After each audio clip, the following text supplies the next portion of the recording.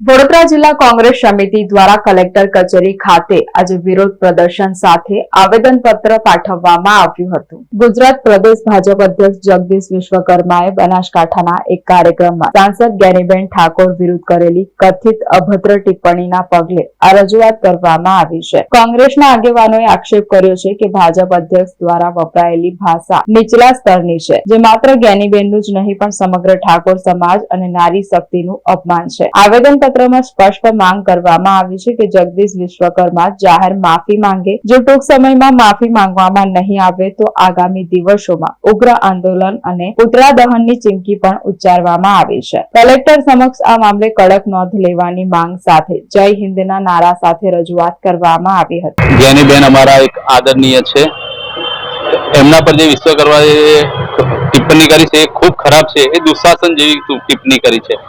એ ટિપ્પણી એમને એમના પતન તરફ લઈ જશે એવું અમારા સમાજનું કહેવું છે। અને આ વખતે આ ટિપ્પણીને હંમેશા કે જ્યાં સુધી વિશ્વકર્મા માફી ના માગે છે। અત્યારે અમે કલેક્ટર ઓફિસ આવ્યા છે, આવેદનપત્ર આપવા આવ્યા છે કે વિશ્વકર્માજી માફી માગે।